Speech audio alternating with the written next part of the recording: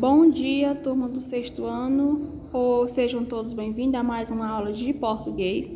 E a aula de português de hoje nós vamos estar fazendo a leitura do texto, a lista de desejos de Robert, fazendo a interpretação da página 166, 167 do livro Formando Cidadão e um complemento no livro da editora Moderna. Nessa primeira diz assim: voar, viver mais e curar à distância estava entre os projetos científicos que o cientista irlandês do século XVII esperava realizados no futuro.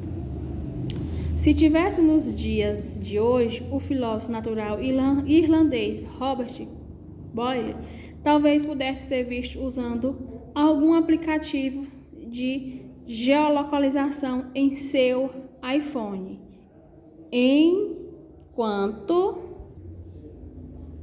enquanto aguardava a chamada de um voo na saída de embarque do aeroporto. As maravilhas tecnológicas do século XXI, de certo, encontraria Boyle considerando dos fundadores de química moderna. Os estudantes de ensino médio o conhecem pela lei que leva o seu nome, segundo o qual o volume de alguns gases varia de acordo com o universo da sua previsão. Então, é por acaso voar com os pássaros e determinar longitudes de forma precisa, algo feito de forma instantânea com a tecnologia de sistema de posicionamento global, GPS, embutida em muitos smartphones de hoje. Estava entre os sonhos do químico e filósofo holandês. Hoje podemos determinar longitudes de forma precisa e instantânea com a tecnologia do GPS. Itens como esses foram incluídos por Boyle em uma lista de desejos que ele elaborou há mais de 300 anos, apresentadas recentemente no blog do Royal Society. A enumeração reúne projetos científicos que o filósofo natural, como era chamado os cientistas naquela época, esperava ver realizados no futuro. É interessante notar que entre os 24 itens da lista estão objetivos que, 3 séculos depois, permanecem entre os anseios da humanidade, com o prolongamento da vida. Esse desejo é verdade, se concretizou em parte desde então. Alguém que nascesse na Inglaterra do século XVII não tinha a expectativa de viver além dos 40 anos. Hoje, a esperança de vida do Reino Unido é de 79 anos, praticamente o dobro do que era na época de Boyle.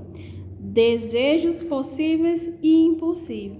Outros desejos do holandês refletem o avanço da ciência e tecnologia desde então, com a cura de doenças por meio de transplantes e droga para diminuir a dor. A própria arte de voar, desejo de número 3 da lista de Boyle, se tornou possível com aviões, asa deltas e outros equipamentos. A transmutação de metais, velho sonho dos alquimistas, que não poderiam ficar de fora da lista de Boyle, também ao alcance das ciências de hoje. O advento dos aceleradores de partículas permitiu levar adiante as possibilidades abertas com o trabalho pioneiro do físico britânico Ernest no início do século XX. Mas alguns dos itens da legenda científica de Robert para os séculos por vir permanece na esfera da ficção. Recuperar a juventude ainda é um desejo inalcançável, apesar dos avanços da medicina e da cirurgia plástica. O fim da necessidade do sonho e a capacidade de atingir dimensões gigantescas também soa como perspectivas irreais. Esse texto fala sobre o desejo que ele tinha. Ele citou aí vários desejos que conseguiu, mas o desejo dele que ele mais almeja é recuperar a juventude. Ou seja, embora ele diga nesse texto que tem a cirurgia plástica que pode estar rejuvenescendo as pessoas, mas nunca consegue recuperar a juventude, porque cada ano que vai se passando, nós vamos aumentando os anos de vida e a nossa transformação corporal também. Aí ele diz que podem fazer as plásticas, mas não recupera a juventude. Agora, analisando o texto, diz o seguinte: neste ano estudamos um gênero textual cujas estruturas se parecem muito com a desse artigo de divulgação. Título apoiado por um líder, imagens ilustrativas com legendas, presença de muitas informações. Qual é esse gênero? Esse gênero é a notícia. Vocês já estudaram esse gênero antes nas outras aulas de português. Aí assim, cite alguns desejos de Robert Corey. Ele tinha desejo de quê? Voar, viver mais, curar a distância, determinar a longevidade de maneira precisa e recuperar a juventude. Esses tantos eram os desejos que ele tinha. A terceira, leia a frase. Medicamento para melhorar a memória, exaltar a imaginação e promover sono tranquilos e sonos agradáveis estão na lista de desejos formulada por ele há mais de 300 anos. Com cuidado para não alterar o sentido, poderíamos substituir as palavras destacadas por tranquilo, calmo, agradável, bons. Então, nós iremos marcar a alternativa B. Na quarta, diz o seguinte, lê a frase. As maravilhas tecnológicas do século XXI. Decreto encontraria Boyle considerado um dos fundadores de química moderna. O termo destacado tem um valor sintático de qual pessoa do discurso. Nós só lembrando aqui com vocês que as pessoas do discurso, voltando lá para a parte dos pronomes pessoais, tem eu, tu, ele, nós, vós, ele. Vocês vão dizer se está no eu, se é a primeira pessoa do singular, tu, segunda pessoa do singular, ele ou ela, terceira pessoa do singular. E tem nós, primeira pessoa do plural, vós, terceira pessoa do plural, segunda pessoa do plural e eles e elas, terceira pessoa do plural. O que está sublinhado, destacado? As maravilhas tecnológicas do século XXI. Então, se é as maravilhas, é mais de uma. Então, vai estar vai estar no plural. Se está mais de uma, eu vou utilizar elas. Então, elas quem? As tecnologias. Então, esse termo aí vai estar destacado porque está na terceira pessoa do plural. No início do sexto parágrafo, encontramos um termo, esse desejo. Transcreva do texto qual é o desejo, quais autores se refere. O desejo que fala esse desejo é o prolongamento da vida. Ele tinha vontade de prolongar a vida. Sexta. No início do quarto parágrafo, encontramos a seguinte frase. Itens como esses foram incluídos por Boyle em uma lista de desejos que ele elaborou há mais de 300 anos, apresentada recentemente no blog do Royal Society. No texto, a que se refere a palavra esses? Esse se refere quem? A voar como um pássaro e determinar a longevidade de forma precisa. Nesse trecho, qual é o referente do pronome ele? O pronome ele se refere ao Boyle, está referindo à pessoa dele. A sétima, além dos pronomes, outras palavras e expressões podem ser utilizadas nos textos para evitar repetições desnecessárias. Exemplos são sinônimos, palavra que no contexto de uso tem sentido semelhante. Considerando o texto, a lista de desejos de Roberto Boyle indica qual das alternativas a seguir não traz um par de sinônimo. Então, vamos analisar aqui. Sistema de posicionamento global, GPS. Anseios, desejo. Filósofo natural, cientista. Lista de desejo, agenda para o futuro. Irreal, plausível. Irreal e plausível. Nós vamos marcar a alternativa E. E a oitava, nós vamos transcrever do texto o terceiro desejo dele. Qual era o terceiro desejo dele? O terceiro desejo dele era a arte de voar. Considerando as informações presentes no texto, analise as informações a seguir, assinalando V para verdadeira e F para falsa. Letra A. A agenda científica de Boyle foi escrita há mais de 200 anos. Verdade.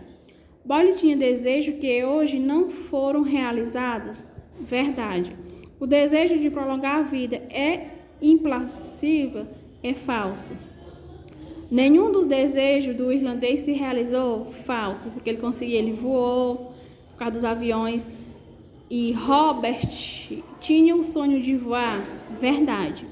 Recuperar a juventude é ainda dos desejos irrealizados, apesar de expressões de vida hoje ser maior do que as do... Verdade. Então ficou letra A, B, verdade, C e D, falso, E e F, verdade.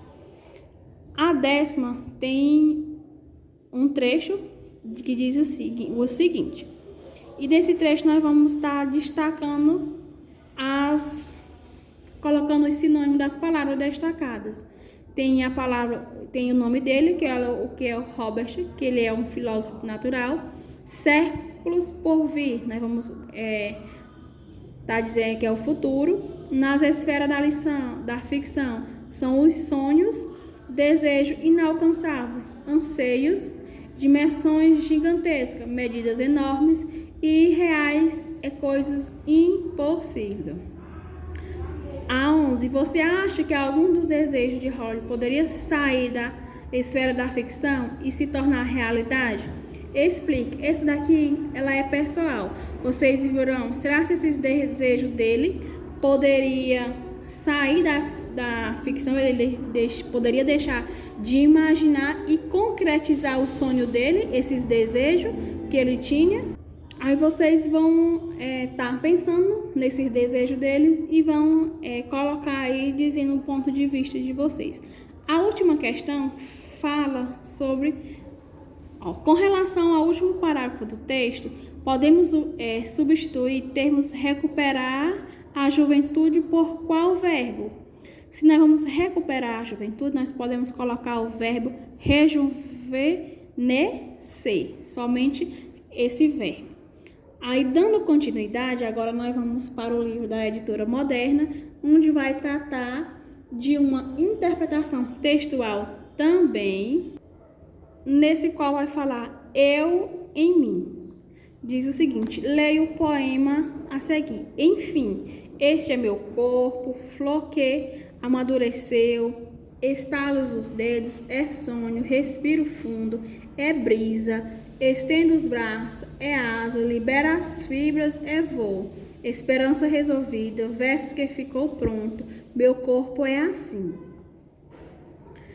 Olhe o seu rosto, mistério, ouça a sua voz, estrangeira, cheira seu suor, lembranças, sinto sua pele, sou eu para a dor e o prazer, para o sabor e o saber, para a emoção de viver, viagem tão companheira, sou eu, sim, sou eu assim, sou eu, enfim, com o meu corpo em mim. Agora, nós vamos fazer a interpretação textual. Diz o seguinte, no texto o eu lírico fala de transformações em seu corpo, Que fase da vida a gente vive a transformação do nosso corpo? A fase da vida que vivemos as transformações de nosso corpo é a adolescência. Por quê? Porque é a época em que ocorrem as mudanças físicas do nosso corpo. Comprove sua resposta com base do texto. Aí lá onde ele diz assim: este é meu corpo, flor que amadureceu. A terceira diz o seguinte: ao longo das estrofes, o eu lírico repete a expressão meu corpo, deixando claro que nele o corpo, apesar das modificações, continua sendo dele. Em qual frase a seguir o pronome possessivo também adquiriu esse tom de ênfase? Meus 20 anos foram vividos com intensidade. Não toque nesse dinheiro, ele é meu. Não toque nesse dinheiro, ele é meu e muito meu. Meu caro amigo, que satisfação revelo. Então, onde fala do pronome possessivo é na segunda frase, quando ele diz: não toque nesse dinheiro, ele é meu, muito meu, porque ele está dando a ideia de posse, que o dinheiro é dele, somente dele. Explique como se sente o eu lírico com relação ao próprio corpo. Quando o corpo dele começa a aparecer as modificações, o que é que ele se sente? Ele se sente um pouco espantado com as novidades. Ele parece estar satisfeito, pois dizer-se sentir-se livre e completo. Na quinta estrofe, o eu lírico emprega o pronome possessivo da terceira pessoa. Seu rosto, sua voz, seu suor, sua pele. Explicar. Nesse caso, os pronomes eles estão referindo ao rosto, a voz, o suor, a pele do corpo do eu lírico. Que do que ele está falando, o eu lírico explora a si mesmo como se estivesse explorando um outro ser. A quinta pede que na última estrofe ocorra a repetição do pronome eu em vários versos. Sou eu assim, sou eu assim, sou eu assim. Qual das alternativas explica essa repetição? As mudanças são tantas que o eu lírico parece requerer reafirmar que ele é ele mesmo. De tanto ele estar vendo as mudanças que estão acontecendo no corpo dele, ele tenta parecer, ele tenta falar que o corpo é dele e é ele mesmo. Nos dois últimos versos sugere a mesma ideia contida do título, eu em mim. O que esses dois pronomes pessoais da primeira pessoa gramatical expressam em relação ao conteúdo dos poemas? Ele expressa o que? A conclusão das mudanças físicas, porque todo adolescente sente seu corpo, sente suas mudanças que acontecem em seu corpo. Quando dando continuidade nas leituras dos quadrinhos, diz o seguinte: no primeiro balãozinho as letras aparecem bem grandes, o que significa? Mamãe, acorde, venha rápido. Nesse primeiro quadrinho, ele diz que as letras estão grandes. O que está significando? Quando ele diz isso aí, significa que ele está gritando, ele está pedindo uma ajuda, ele está pedindo socorro. Pela expressão da mãe de Calvin no primeiro quadrinho, o que você imaginaria que ela tenha sentido ao ouvir o chamado do filho? Ela deve ter se assustado e ficou preocupada. O que ela poderia ter imaginado que houvesse com ele? Ele deveria ter tido pesadelo, ele deve ter se sentido mal para acordar assustado e gritando daquele jeito. O que havia acontecido com Calvin? Ele estava preocupado com a possibilidade de o amor não ser mais do que uma reação bioquímica. O que indica a expressão de Calvin no terceiro quadrinho? Indica espanto diante a resposta da mãe. Porque fala que Calvin no último quadrinho, você acha que ele esperava as respostas que ouviu da mãe? Não. A fala mostra a insatisfação de Calvin com a resposta dela. Que resposta ele esperava? Ele esperava uma resposta que deixasse ele tranquilo, provavelmente a negação de que o amor fosse apenas uma reação bioquímica. Tenham todos um ótimo dia e uma ótima atividade.